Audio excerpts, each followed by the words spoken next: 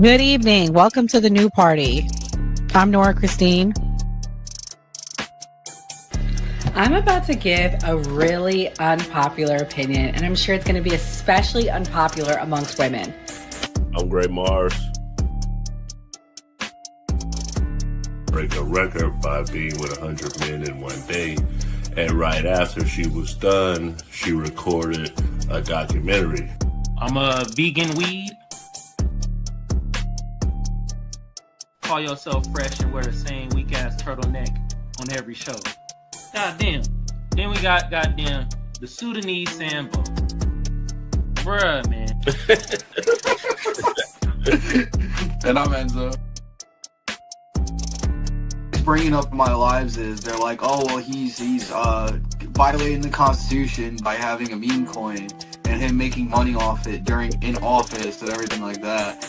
I was like, if that was the case, like there would be lawsuits up the ass and impeachment inquiry. I'm skeptic. Like I always say, don't let anybody trample on your constitutional rights. I'm Mia. That's not a correct power dynamic in my mind. Typically, the people that are trying to be removed are not in control. That's why they're easily being removed.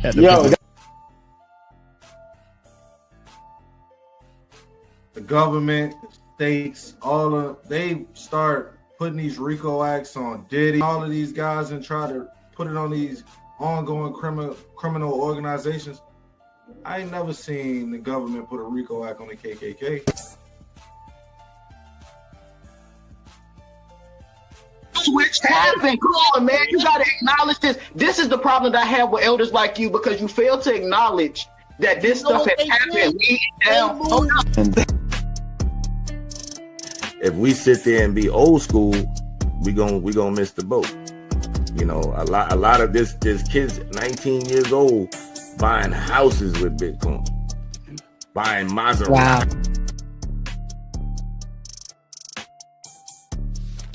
I think when it comes to the woman, if a man takes charge and he shows that he's logical,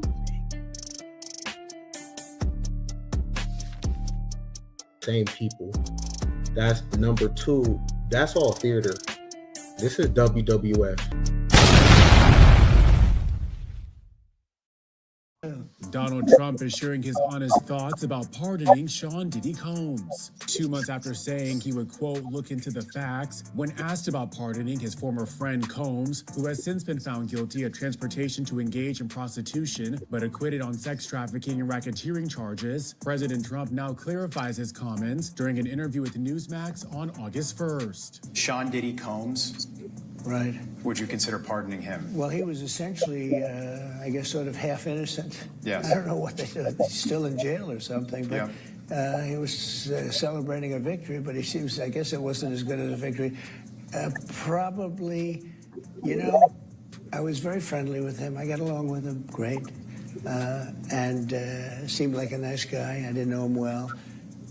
But when I ran for office, he was very hostile.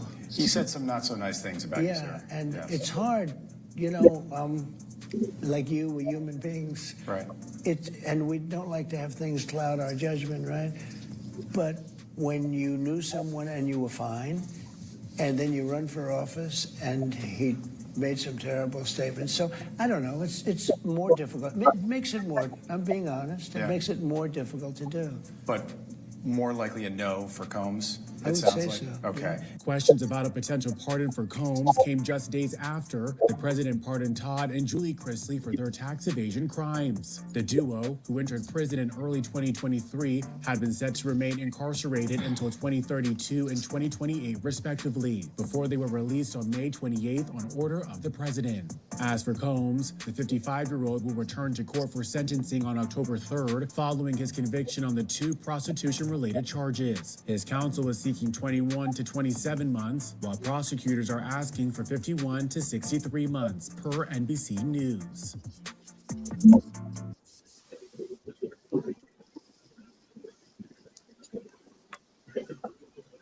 Disclaimer. The views and opinions expressed on this panel show are those of the individual speakers and do not necessarily reflect the views or positions of this channel, its affiliates, sponsors, or production team. This content is intended for informational and entertainment purposes only. Viewer discretion is advised. We encourage respectful dialogue and critical thinking around the topics discussed. Party. Why I like the new party? Number one, it's a group of people that's on a panel. We all have differences, but we all basically still come together at the end of the day. The new party for me is about unity. The new party for me is about educating people to the truth, letting people know what's been going on in our country. With that being said, shout out to the new party, man. We're going to keep it going with y'all. Welcome to the new party. I'm Nora Christine. I'm Gray Mars. I'm Enzo. I'm Kamal. I'm Mia. I'm Skeptic. And tonight on the new party, we are giving an update on the Diddy saga. We haven't really touched on it yet, but there keeps being a back and forth regarding if Trump is going to pardon Diddy. Based on his recent interview on Newsmax, doesn't sound like a pardon is going to happen.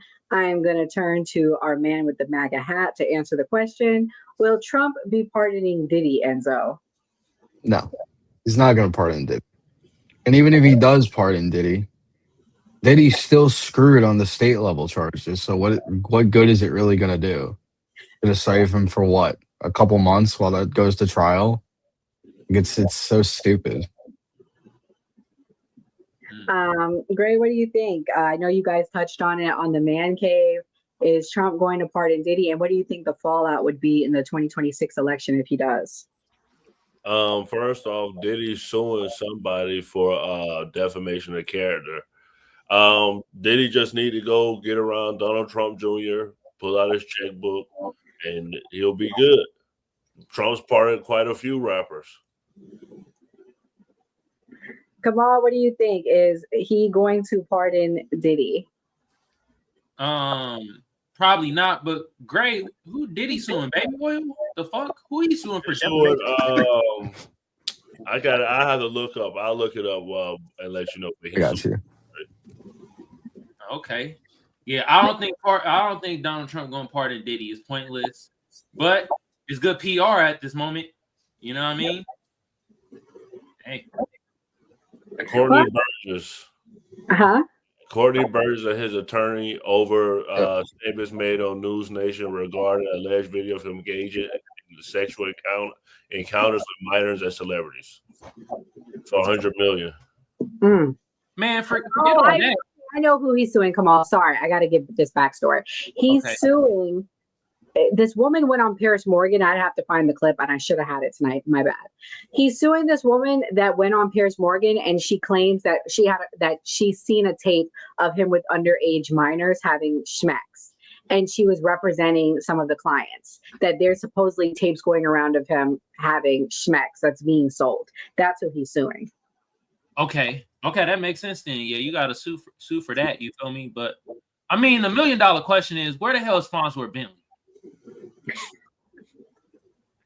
I heard Farnsworth Bentley was stealing, so so he felt out with Diddy before. I heard he was like stealing people credit card information and jewelry and stuff. So he was already doing dirty stuff. Oh shit! I believe it. Yeah. But Diddy had a win this week, and I'm gonna have the girls react to this video. This is Sarah from Making the Band. I'm gonna let her explain it, and then we'll react. Of the claims, but not all of them. The most serious and personal claim, sexual assault, and Mr. Combs, it remains very much alive, y'all. This fight was never about headlines. It's about truth, accountability, and justice. For me and for every other survivor that has been told that they should just give up. I will not be silenced, and I will not be intimidated, and I will see this thing through. Thank you to everyone that has been standing with me. The journey continues. Oh, and don't think because y'all got all that unlimited amount of baby oil that y'all gonna slide through this. Come on. And for those that have been trying to defame me with those false stories, the truth will be coming. Best believe it.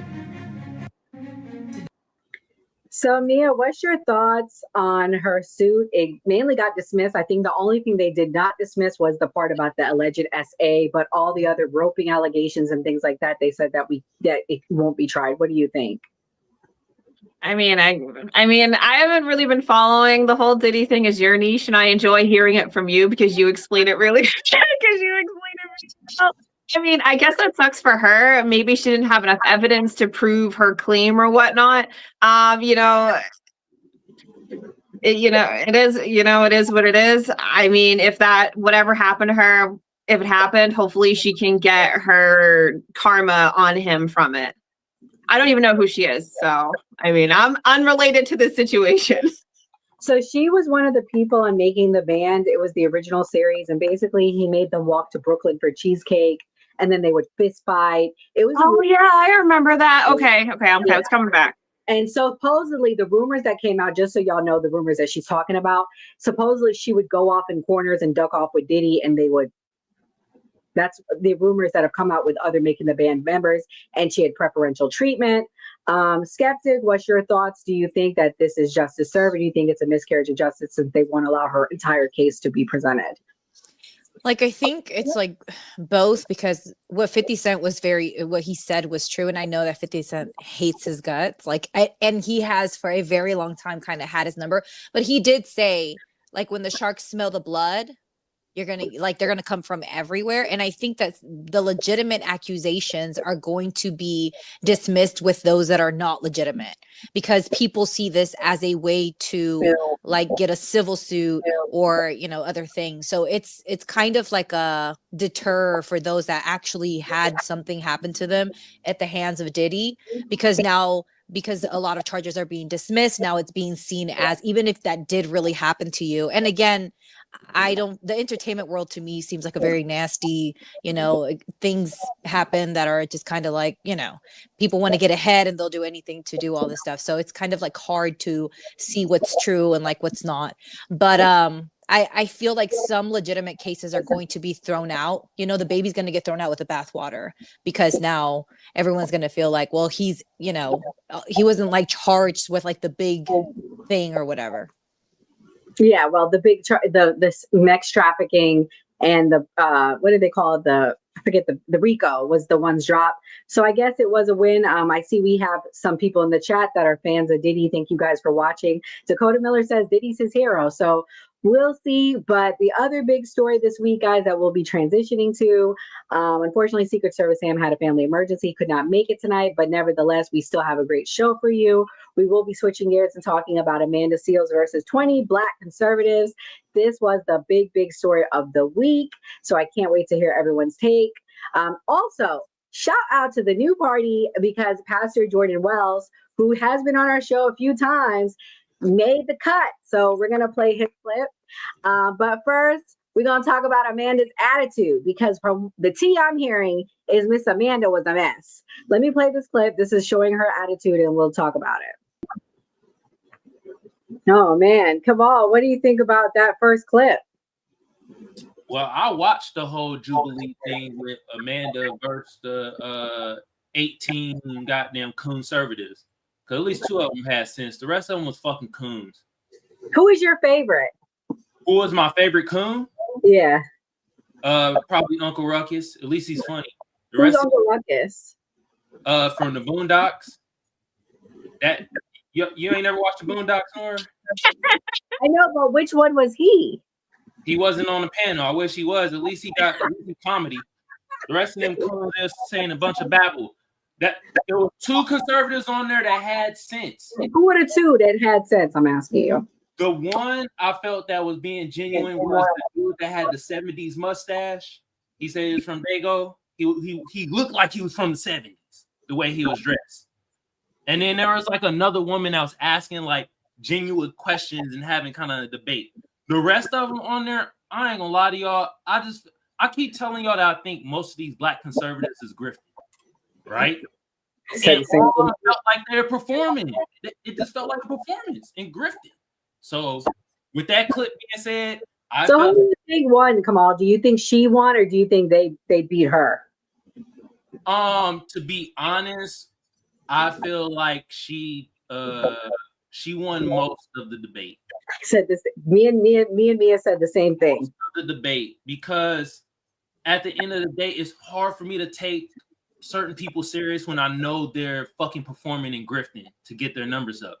That's why I said the two that I mentioned, I felt that they were having a genuine conversation and trying to have a debate and an understanding. The rest of them was on there was just, it felt like the pop balloon show where I'm like, y'all just on here just to get the numbers up. Shit, you're not on here trying to, you know what I mean, really find love and shit. Y'all on here bullshitting. Just how I felt with these 18 conservatives and 2 conservatives. Like, I just felt they was bullshit. So that's just how I felt about it. Yeah, I gotta tell you what a conservative said later in my next part, Kamal. I'm gonna let Enzo go next. Enzo, what do you think about that clip? Do you think Amanda had a bad attitude? Oh, you muted, bro.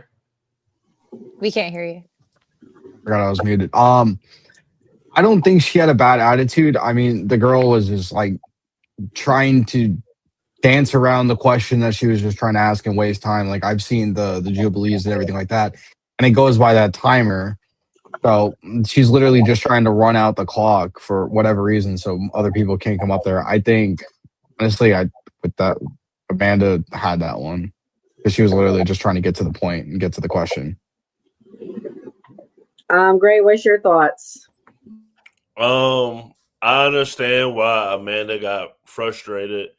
I feel like it's like in these situations where it's a black liberal debating a black conservative, it always comes back to how horrible black people are. So I feel like it kind of like destroys the actual conversation, and it hurts the black conservatives' credibility because like you're black. So if you're black and black people are this screwed up, why aren't you out there fixing it? Why are you just talking about it? So like that's what I think happens when is 2 black people and they're on different ideologies or different sides of the party. But great, bro. We already got our answer why they ain't fixing it. Because they only one person, bro. It's only one person. They can't. Speaking of that, Kamal, I want to tell you, he says he's not a black conservative, by the way. That's horseshit. He says that he's not a black conservative and don't call him that. For everyone talking, I'm referring to Andre Williams. He was on our show last week. Oh, Jesus Christ. I'm calling bullshit. Yeah, horseshit. I don't know what he was. He was rude. Yeah, he would have stopped talking. Same thing on Dana with the data. I felt like he couldn't really have a conversation. You can't have a conversation if someone won't stop talking. He says he's a nationalist that happens to be black. He wants you to identify him as a nationalist who happens to be black. Well, he said that what he does is feed homeless. That's what helps black people. But But y'all want to know something? Majority of people, y'all can look this up, it's a fact. Majority of homeless are not black. We take care of our own in the black community. That's fact. You can look it up. Majority of homeless is not black. So how is he helping the black community? I don't get it. I don't know, but enough about that nigga. Gray, Amanda Seals said that she's not a liberal though. She kept reiterating that. She's a radical. Yeah, she's a radical. Yeah. So I just wanted to put that out there. Like, I get what you're saying though, Gray. I'm not putting her in a box. I'm saying that the reason black Republicans get a bad rap, if there was some type of organization where it was people going to these depressed hoods or these projects and they were saying, okay, we go take all the little young thugs and we go get them an education. We go get them a trade job.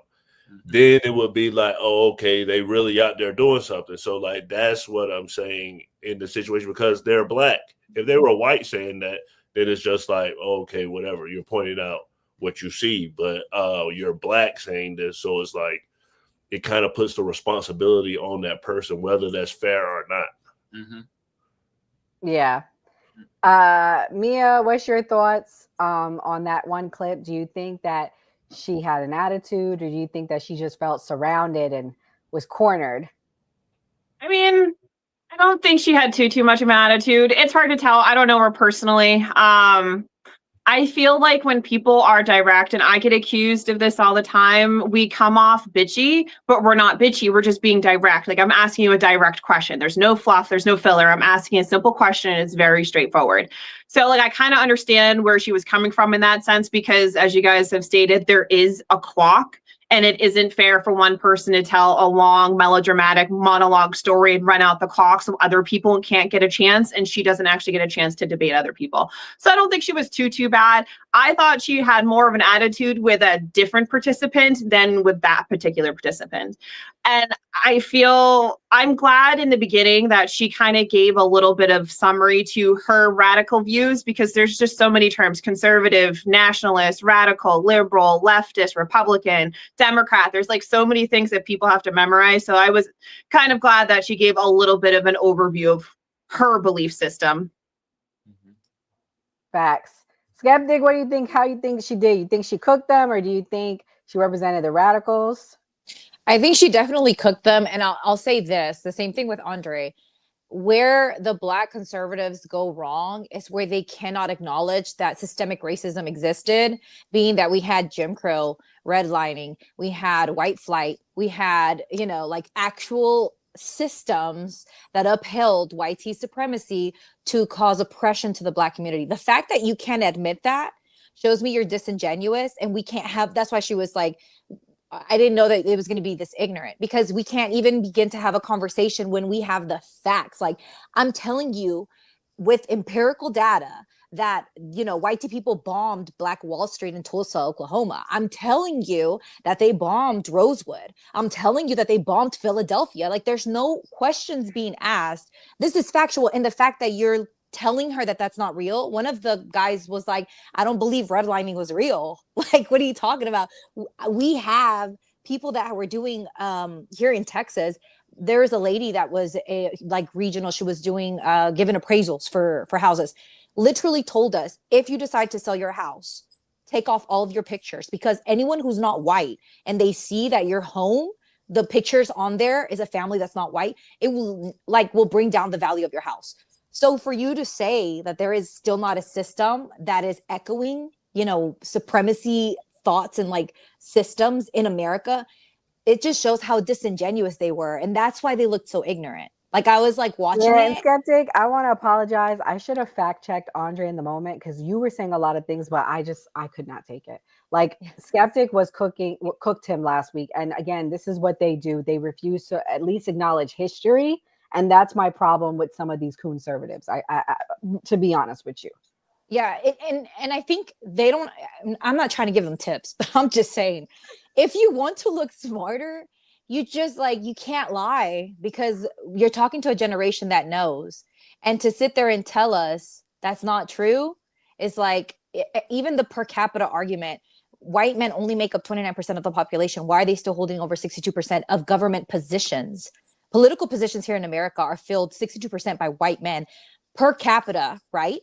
That is overwhelming according to what they make up in the population. So you can't tell me, speaking factually, that it's not still here. So even trying to have a conversation with someone is kind of hard. I think that's where I was listening to Amanda Seales, and I always liked her, but I was applauding her, because I'm like, finally someone says the things that are so obvious, and the Black conservatives had no rebuttal.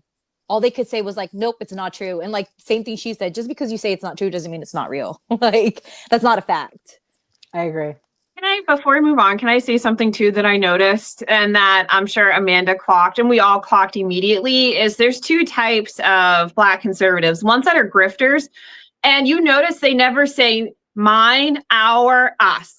They never say mine, our, us. When they're referring to our community, it's never our community, my community, us as a whole. They always say Black people. They never say that. And I'm sure Amanda clocked that real quick, and I do too. And that's how I can tell when some people are more genuine than others, because it's never my community needs improvement. We need to bring ourselves up. We need to work on this. It's always Black people need to do this. And it's like, well, you're Black too. Julio says we. I give him that. Yeah, he was one of the only ones that said we. He said our community. He included himself in that.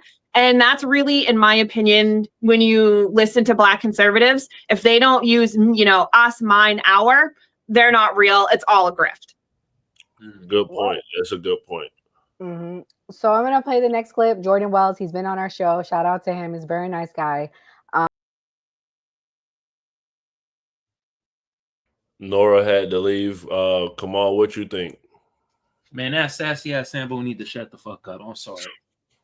He was getting on my goddamn nerves. I felt like he was one of the people that was trying to like get a viral moment. I'm like, bro, you're not really having a debate. The shit you saying, he's saying stuff that like, oh, even black folks own slaves. Why should I have to pay for reparations? You fucking idiot, man. Black folks own slaves. What they miss is the context of it. They were buying their relatives, their cousins, their aunts out of slavery. That's what they're doing. Then he's talking about white supremacy don't exist. So it's a fucking boogeyman. It really don't exist. Come on, man. It's just these talking points. And then he kept trying to box her in as like a liberal, and she kept telling him, not a liberal. All right. And this is what I mean by like when these black conservatives, not all of them, but it's a good amount of them. Mia pointed out one thing. They love to be like, oh, those black people. It's like a rugged individualism when it comes to this shit. When it comes to them. And then another thing I noticed when it comes to the black conservatives, their debating style. They always think that if you over talk somebody and talk for a very long time, even though if you got a bunch of misinformation and wrong, they think they win in the debate. How can you debate with somebody like that? It don't make no goddamn sense. So that's what I felt about bro. The sassy ass Sambo. He was getting on my nerves with them goddamn talking points he was saying because all of them was getting debunked, and he just kept over talking. And I'm like, bruh, this shit is getting out of hand, man. So this is how I felt. Mia, what you think? She frozen? Enzo, what you think? Like a bunch of people frozen. So, only thing I'm gonna really comment on with that clip is bro saying white supremacy is fake. Like, let's be real now, everybody. White supremacy is not fucking fake. It is real. We've known about it. We've spoke about it. We've learned about it. So for anybody, black, white, Asian, Hispanic, for anyone to say that white supremacy is fake, you're absolutely brain dead in my eyes. It's something that we should do better with teaching. So racial things like that, white supremacy, don't keep rising up in this country. I do not agree with white supremacy whatsoever. I think it's absolutely disgusting and a barbaric thing from back in the day. We need to do better as a country to teach what white supremacy was, to not glorify it, to make sure it doesn't happen again. Because if we fail to teach our history, we will repeat our past. Biggest example I always use in my lives all the time is look at what Germany did after World War II. They refused to teach what happened in the 40s, and it is bound to repeat what happened. We need to teach it the correct way, not taboo it and just make it disappear like it never happened. For sure. Skeptic, what you think? I took away a few interesting points because sometimes I feel crazy, like when I do research.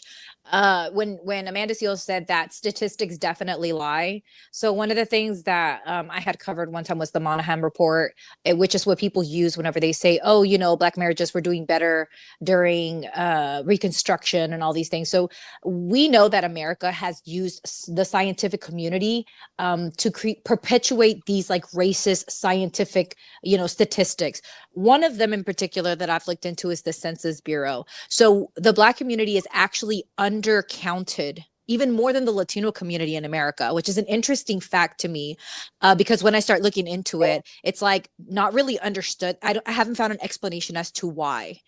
So I think that taking that into account, a lot of the statistics to me begin to kind of make a little bit more sense when I start looking at it like from that perspective. I also think that when I hear people like repeat things that don't really make sense, like you know, the one thing that everyone said on this debate was like the crime thing, which Andre also brought up. We know that crime is like committed because of proximity. And actually, the percentage of white on white crime is actually higher if we actually break it down. So I think it's like an interesting thing when we perpetuate and we repeat these facts, that when you break them down and really start looking at them, you can, number one, the criminal justice system was created. Number one, police officers were created to basically catch runaway slaves. Like, just think about that, right? Now, the perpetuation of that in the criminal sense of police officers and the generations that have come after that here in America that have over-policed the Black community, that stop Black men and search Black men more than they do white men, even though we know that white people, you know, do crime at a pretty kind of reasonable, you know, percentage. So they're higher, but still we get over policed, we get stopped more, we get searched more, and Black people are more likely to be charged with a crime, right? So like when you take all of that into account and you start breaking down everything that they were repeating, you see the racism in the comments that they're saying. I think it's like so interesting to see someone say something that they haven't even really looked into, because if they did, they wouldn't be repeating these things. They would understand the sense behind what they're saying and why those numbers are the way that they are. Y'all see in the chat though? You see what Lolly says? Y'all see it? This is what we talking about. This line with statistics. You fucking ignorant motherfucker. You could take a certain group of people. You'd be like, I'm just going to focus on this group and not this group over here. That's how you lie with stats. Of course, think about this. If you're over policed, right, then you're going to be the one to get caught with more crime.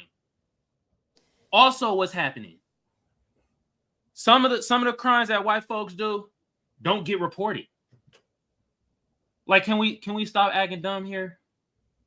Can I also could I add in that exoneration cases or cases that get dropped are between 2 to 10% here in America, and the ones that are attributed to the Black community are up to 47%. So actually it's a high percentage of, number one, crimes that get dropped, because the percentage that he's claiming that is 59%, if you go and find that in the FBI statistics that they give you, these are not offenses that have been they haven't gone all the way through court, right? These are just arrests. So 59% of arrest. So you don't know if that arrest or if that charge was dropped, because from 2 to 10% of exonerations, which is like, you can go anywhere between that. It's a pretty good amount. 10% is pretty high. 47% of those 10% are exonerations in the Black community, right? So the 59% is kind of like a false number that you're getting, because that hasn't actually gone all the way through the justice system. That could have been an arrest, and later on they found out that, hey, they don't have anything to actually charge that with. The one thing I agree with him on is that white people did help Harriet Tubman. The group is called the Quakers. They still exist to this day. Mia, what did you think? I think statistics and numbers do tell a lot of lies, and a lot of people isolate small portions to support their argument. And I feel like, especially with that panel, there were 20 people. And, you know, like I said before, you can tell who is genuine and who's a grifter. And it's the same thing with Black conservatives. There are some of us that are coming from a place of wanting to heal the community. And you can see with the verbiage, our people, our community, let's do this, us. And then you have some people who come from more of a self-hating place. And I find that those people tend to use a lot of these statistics, narrow them, and then spew them out. And everybody should understand that crime is proximity. Asians kill more Asians, Black kill more Black, and white kill more white, because we all live together. Now, you know, that's a fact. Most of the time we all live together. However, I think a lot of people don't want to have the conversation with, we got to stop with the whataboutism. Well, what about whites? We're not talking about white people. We're going to solely look at the Black people and look at our own community. And then we got to figure out who's doing the killing. Us, our sons, our daughters, our nephews, our cousins, our spouses, our uncles, our grandfathers, our grandmothers, our cousins, you know, our sisters. Now, what does that tell you? That tells you that's culture. Our community is raising people that think it's okay to murder us. Now that's a value system problem. That's not a white supremacy problem. White supremacists aren't raising our sons, our daughters, our nephews, and whatnot to go out into the world. They start in our home. So I find that a lot of people don't want to have that uncomfortable conversation because crime is proximal, correct? Which means we are raising these people to do these bad things. And that's where I find a lot of Black conservatives and a lot of liberals and a lot of people in our community don't want to talk about that. We are raising these murderers. What are we going to do bottom up? So from the time they're an infant until they're an adult, what are we going to do to raise them in a positive, reinforced, stable environment so they do not go out and kill our neighbor? That is the conversation we should be having. However, a lot of people don't want to have that conversation because it's uncomfortable. Well, the pastor was bleeding my feed today because I guess he was upset with what Amanda did. So he was making videos over and over and over attacking her.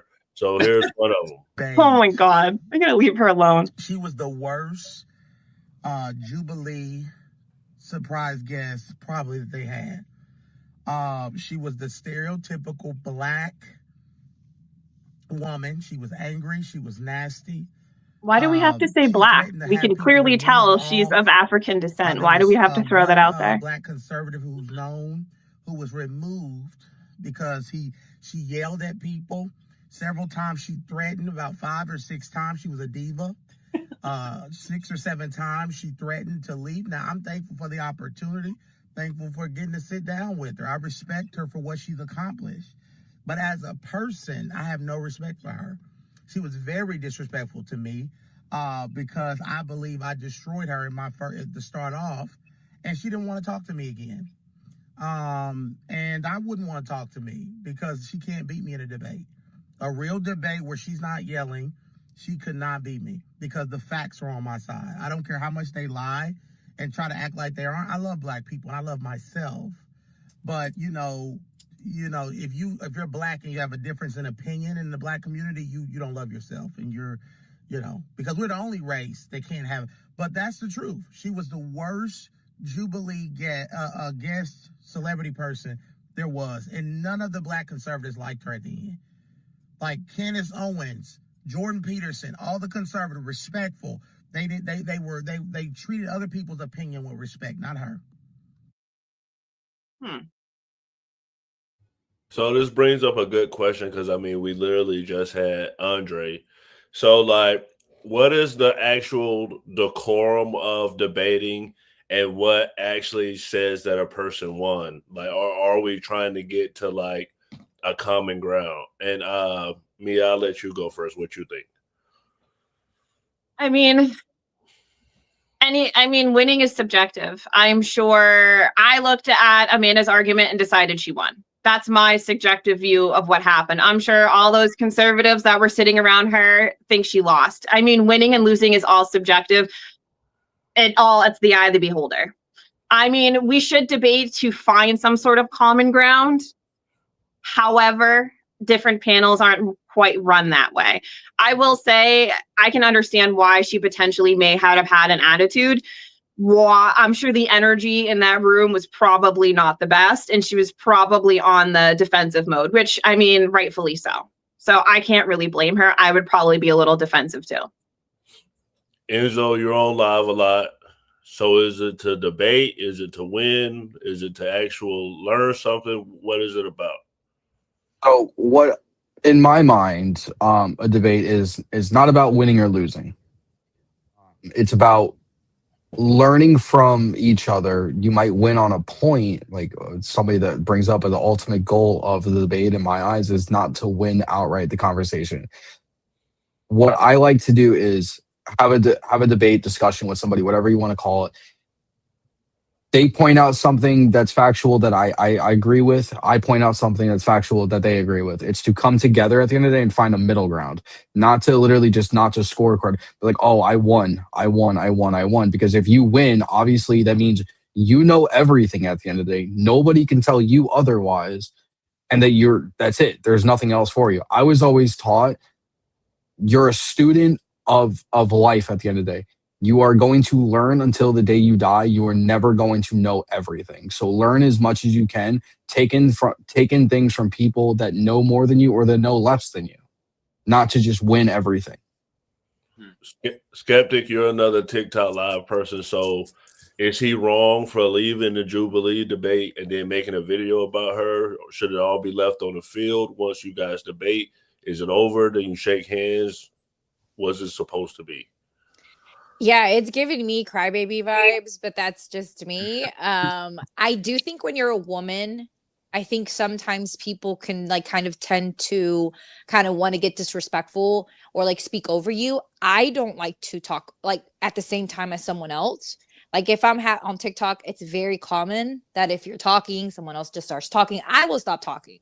Like I want people to be able to hear. So, and then I'll just like mute and I'll wait. And then I'm like, let me respond. But everyone doesn't have the patience to do that, especially if you're being timed. I can see kind of being more aggressive. And also, I think in the beginning, she kind of had to set the stage for how things were going to be carried. She was kind of more short with people and wasn't as patient in the beginning. And as it went by, she kind of let people talk more. So I think she was trying to set the stage, like, this is how we're going to conduct this. This is how we're going to do things. So I don't think that he didn't get enough time to speak. I think he had all the time to speak. He didn't have good points. So it's definitely giving crybaby vibes. I did want to say to this point, when we talk on, because this is something that really bothers me. I think we have to acknowledge the fact that propaganda has been pushed to us to make us look at Black and brown men in a certain way. When we really look down at stats and we look at serial unalivers, they tend to be white men. When we look at mass unalivers with pew-pews, they tend to be white men. When we look at people that attack women and children, they tend to be white men. So I don't like the narrative to continue to repeat. I know there should be responsibility in our communities, but the way that propaganda has been pushed for you to clench your purse. I lived in the hood with my uncle when I was in high school. When I first started off in college, before I got into my dorms, I lived in an area that has recently been in the news for crime. And I lived where I was from Hollywood. Like I knew where I was from. And I never felt like I was unsafe. If you're not in the G members' lives and you're not representing for something, you're pretty much safe unless you're in an area where they're actively doing something. So I do think, I'm not saying that the unalivings are not there, but what I am saying is that propaganda has been pushed to us for us to see a certain group of men as very dangerous, when the group of men that have been unaliving us in the schools, we don't see them as a danger. Anyways, that's it. So Kamal, you had a blowout last week with in a debate. So a lot of people saying that this Jubilee stuff is toxic. Do you feel like it's toxic? No, Jubilee not toxic, and last week was not a goddamn debate. I'm telling you that right now. That was no debate. You feel me? I went into clowning mode. That was a clown show. You feel me? There was no debate. This is my thing. There's a couple things I want to point out. First of all, in the chat, we had Lolly say, our panel is self-hating. She said we self-hating on this panel. He, no. What I'm hating is that you licking your dog nuts and your dog is barking for help. So shut your ass up. God damn.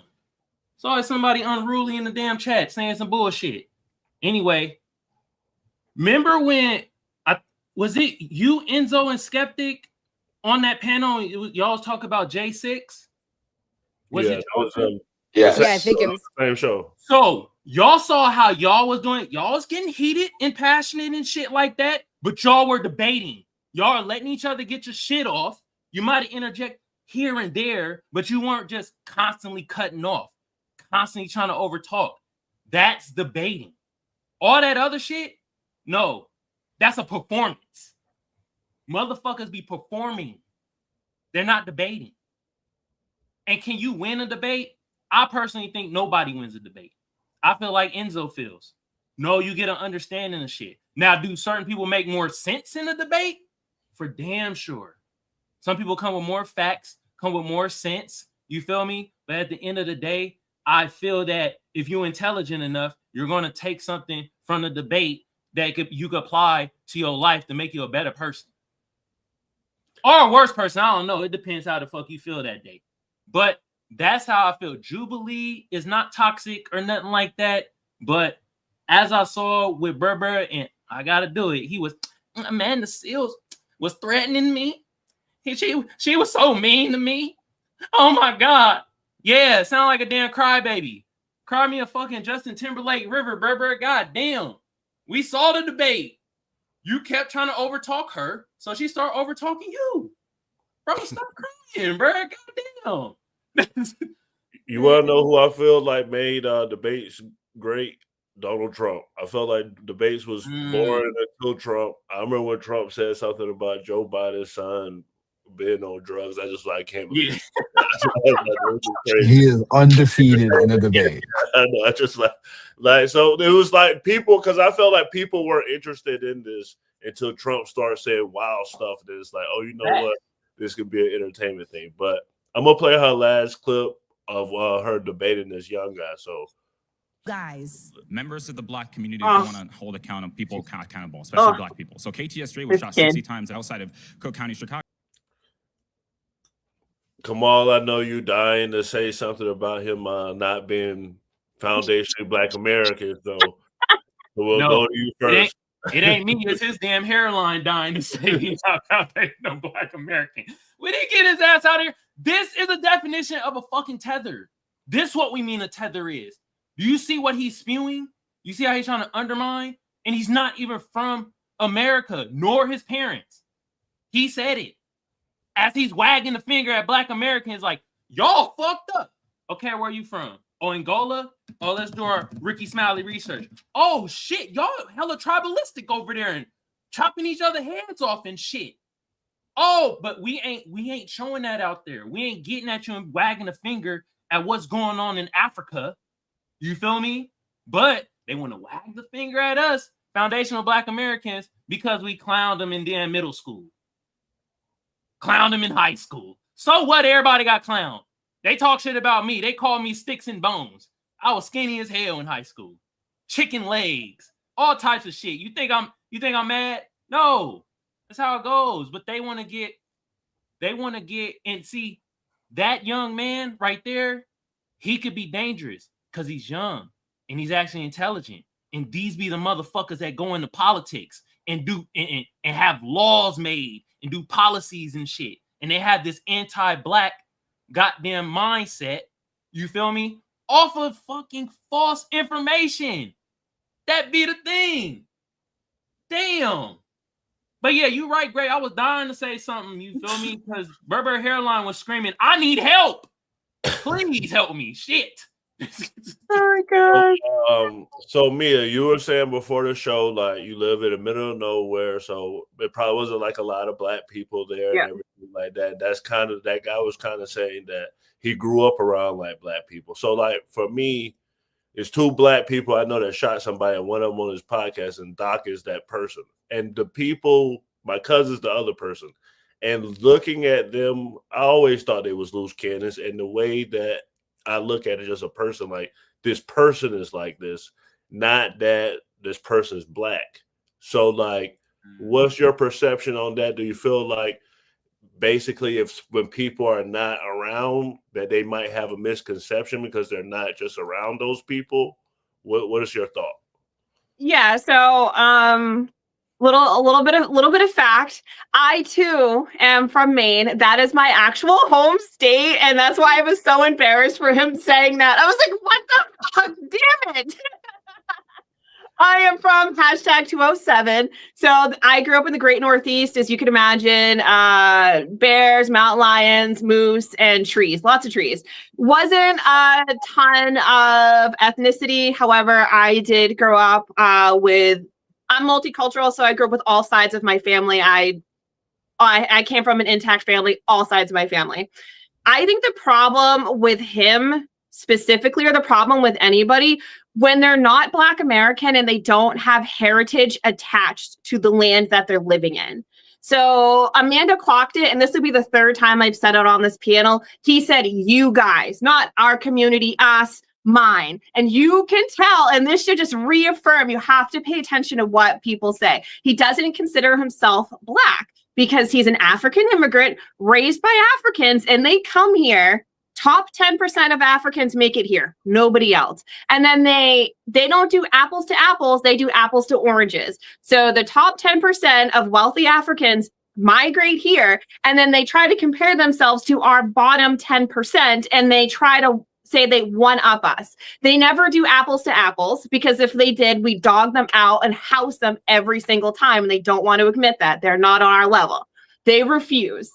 And I think with him, it came more from his African heritage and thinking that he's better than Black Americans, because that was taught to him. I don't even think that has anything to do with lack of being around other Black people. I truly believe he was just taught to be a little too prideful from his African immigrant family that came over here. But a lot of people do allow propaganda to change their narrative. And unfortunately, we all know who owns the airwaves. We all know who the music executives are. We all know who owns the news. And they purposefully show Black people at our worst, committing the worst atrocities. They never show us at our best. They never show us graduating. They never show our graduation pictures. Nothing. They do that on purpose. Because that's how they propagandize. Because we're always the villain, even though if you look at the raw data, we're not really the villains. For sure. So now you're xenophobic. They about to call you that. All in the comments now. You xenophobic now, Mia. God damn. I'm a Black conservative. Somebody always hating on me. Everybody's always hating on me. You hate Black people. I'm like, what do you mean? I keep saying our community. What are you talking about? For sure. So Enzo, you're on a podcast with mostly minorities, and I feel like the comment that people are making about that guy is that because he's African, he can't speak on like certain things. In my professional life in finance, I was the only Black person in the entire building, but everybody wanted to be my friend. I didn't deal with the negative of being the only Black person. But like, I never felt like that I couldn't speak on anything. I felt like I could say whatever I wanted. Do you feel like people are controlled and not able to say what they want to say based on their race, or should they be allowed to say it? No, I mean everyone has the free will to say what they want to say. At the end of the day, it just comes down to, are you an arrogant person and an ignorant person at the end of the day and going to make a fool out of yourself, or can you come across in a respectful way to either ask a question to understand, or be like, hey, this is what I've was brought up to raise and understand. So is this right? Is this wrong? That's how people should go about it. But then again, you're always going to have the bad apples that taint everything for the rest of everybody. Understandable. Skeptic, you're raising a Black child, and I know you talk about a lot of Black stuff. Do you feel like once a person's ingrained within the Black community, they've now earned the right to speak on these issues and try to affect change? No, and I also think the way you look, like you're presenting, female presenting also matters. Like I'm Mexican, but I understand I'm a pale skinned Mexican, right? So like depending on where I'm at or like what I'm doing, a lot of the time I understand that there's privilege that comes with just the way I look, right? So I grew up in a family, they look more indigenous than I do. And they always used me to like, hey, go tell them this, because they understood the system in America is racist and it goes based on what you look like. Even if you are a Black woman or a Black man, but you kind of are more lighter skinned or, present as white, you have more privilege. This is just something, if you are an ethnic person or any person in any kind of community that's not white, you understand this from a very young age. Nobody has to explain this to you. I'll say this to something that Mia said. And if my brother, I have family or friends that we consider family who are from Africa, right? When Africans come here, a lot of the time, even the fact that they can get here, they're already wealthy and kind of are already coming from a privileged place, okay? And this is no hate to anyone from Africa. I just think that it's interesting because you use the civil rights that were fought for example, this young man that was talking, had it not been for the civil rights movement, he wouldn't even been able to be on this panel and to speak. So it's like a type of disrespect that goes a little bit beyond just kind of being ungrateful for the rights that he has. It's the fact that you can come here and get scholarships that were only for the Black community. You come here and you can take advantage of all of this. The fact that you can get FAFSA, the fact that you can get, living certain, privileges that had it not been for the Black community that you're dogging, that you're literally saying are cannot do the things you're doing, is crazy. And I think this is one of the things I have to, and I don't normally agree with FBI, but this is one of the things that I'm like, yeah, I can see the point on this, because all immigrants, doesn't matter your color, even if you're a brown person and you're here and you're an immigrant, the fact that you have any kind of right and you can speak on anything political or get rights, any kind of rights here in America, is because of the civil rights movement.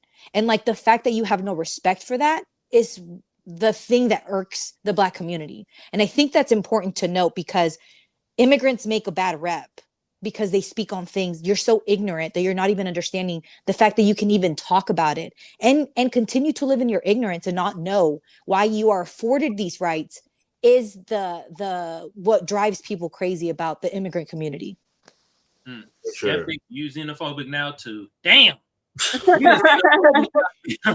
And I come from an immigrant family. My parents are immigrants, so it's it's crazy. I when I hear immigrants talk like that, I'm like, you're just so ignorant. Though I feel like my parents had enough respect to teach, to want to learn the history of this country, and my parents made sure we learned the history of our country. But entering this new country as a person of color, you should know the history of this country, because if not, it's so disrespectful. You're going to step over the lives of those that literally spilled blood for you to have freedom. It's crazy. I know Jubilee added him from that audition just to piss her off. I know he's a plant. He was a plant. They put him there literally to piss her off. That was a plant. Wait, 100%. Mia, you saying this is the first debate plant ever? No, not at all. But I'm saying in this debate, he was a plant. He was so young, hadn't even had any life experience. And I'm sure they were salivating when he said his family were immigrants from Africa. They're like, yeah, we're capitalizing on the FBA immigrant conversation. I'm sure they were salivating for that. I'll say when the pastor said, when Amanda Seales was like, I'm your elder, and the pastor was like, how old are you? I'm 30 something. She was like 44. I was like, she looks younger than him. Yeah. The pastor was like 28 or some shit like that. The guy that y'all had on the panel, I don't know, he's a pastor, right? Wasn't he a pastor? That's all I remember about him. He's younger. Yeah, he's younger than Amanda Seales by almost 10 years, I want to say. Oh, wow. Well, she looks good for her age. She looked good. Yeah. Well, for sure. We brought Andre as a plant for you guys. He was a plant. But if you're watching right now, hit that subscribe button and press that notification bell to know when we go live.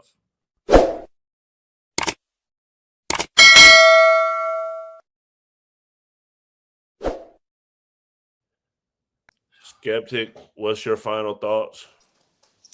I'm not doing lives right now, but I appreciate the new party, and I think we had a really good show tonight. Thank you to everyone for having conversations, and I know that Kamal really enjoyed the plant that you guys sent to us. So for sure, no constitutional rights. Don't let anyone trample on your constitutional rights. For sure. Enzo, what's your final thoughts? So this is a very good episode, different episode. I'm gonna steal a little Kamal's thunder. Bro, the comment section, some of y'all be saying the most foul shit. If anyone's pointing out who's a racist and who's not, you guys did so. Because I'm looking at half these comments and I'm like, what is wrong with you guys? And so the one dude that said I'm 100% Italian, bro, you are not 100% Italian. We do not claim you. With the racist comments that you're making, saying they have mutts and everything like that, no, don't ever show yourself in public and say you Italian ever again. Other than that, if Diddy get out of jail, invest in Johnson & Johnson. That's all I gotta say, guys. Kamal, what's your final thoughts? Nah, Enzo, that was great because as soon as I saw that in the comment, I'm like, I know Enzo gonna say something about this. He the one. See, Enzo telling us about you motherfuckers. He be delineating from you motherfuckers. He like, look, we are not them. Man. But yeah, shout out to people in the comments. The comments was a little wild. I wish Lolly would have stayed in. You said we were self-hating. As soon as I talked about Sparky and you doing strange relations with Sparky, you stepped out the combo. Why? God damn. Will Donald Trump pardon Diddy? Hell no. But it's good PR. Also, with the Amanda Seales, she was going against 18 conservatives. The other 2 were black conservatives out there, and they were really trying to actually have a dialogue and, have good debate and get an understanding of stuff. The rest of them on there, they were performative coons. That's just how I felt. Even the sassy Sambo we had on the damn show, that bruh was like, I don't know if y'all saw the episode, but watching that Jubilee, I was like, oh, bruh is performing right now. Oh, man. Hey, man, the black conservatives out there, you feel me? It's not all of y'all, but y'all getting a bad rep, man. Y'all getting the rep of grifters, performers, and people that's not really taking debate seriously and shit like that. Like, man, y'all had it's crazy to me. Y'all had Amanda Seales look like goddamn Malcolm X up there. That's a hard thing to do. God damn. She was out there like MLK whooping y'all ass in the debate. You feel me? But at the end of the day, when it comes to debating, like I said, I agree with Enzo. There's no like winners and losers, but there are people that's gonna make more sense in a debate and come with more facts. And there's gonna be people that just sound. Can I say the R word on here? No. What's the R word? I just would stay away. Yeah. Okay. The R word. Some of them a little slow. There we go. We just say okay. Yeah. It's like, and that's how debating is. You feel me? Now, great debates is when y'all both can be passionate about your stance and still have a great understanding where you're coming from and not turn into over talking or being highly disrespectful and stuff like that. You know what I mean? Like, you can have a little clowning and a little, shit talking here or there, but it do get to a point where it could get disrespectful, and it do get to a point where if you're over talking too much, then it's not a debate no more. At that point, to me, it's just like you're clowning right now and you're not taking it serious. So that's how I feel. And yeah, the last thing I have to say, black on black crime is not fucking real. It's just crime. Scruff McGruff will kick y'all in your ass right now. Y'all saying that bullshit. Can I ask the comments something? Who is a reformed gay man? They're talking about the pastor because he went viral. There is a video out there about him. I think he went on Dr. Phil. What? So yeah, that did happen. But we'll put it on another show. But he was on Dr. Phil. But what I would say about Jubilee, this is why I like the new party. And I feel like this style, when you actually get to know people and you have different views and you're able to talk, you get a much better conversation. And also the content comes out better because certain people, especially when you're hosting, you're going to know, okay, this person's going to know about this or this person like this. Like, we'll know Kamal is going to know stuff about FBA. We'll know Izzo's going to know stuff about MAGA. We know Skeptic's going to know stuff about immigration. We know Mia going to know conspiracies. Nora go know whatever. Like, each person we know is going to know a certain thing. And I feel like that comes with better conversations and it actually pushes the conversation forward a lot better. So, like, with that being said, we do this every Monday through Thursday at 8 p.m. Eastern. So keep rocking with us. Like we always say on a new party, always vote.